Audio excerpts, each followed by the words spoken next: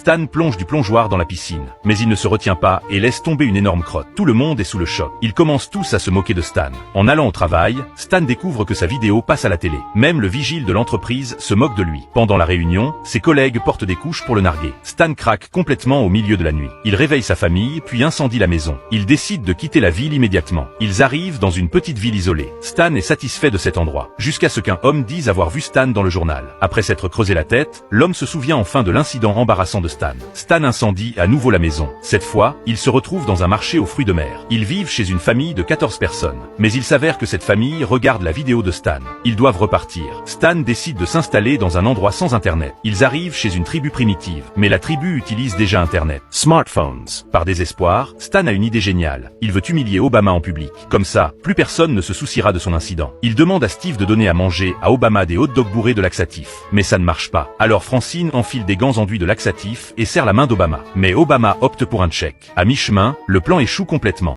Stan s'est cogné la tête à l'intérieur de la maquette de la ville. Steve est venu au sous-sol pour jouer ce jour-là. Il a pris 2 figurines. Pour les faire sortir ensemble, il a pris la figurine de Stan et une figurine de chien. Steve!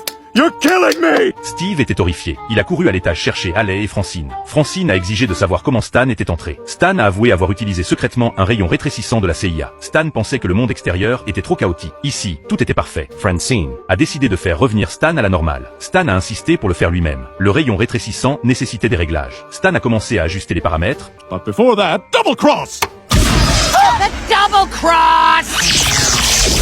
Stan leur a dit de prendre l'ascenseur. Il a affirmé qu'ils adoreraient l'endroit.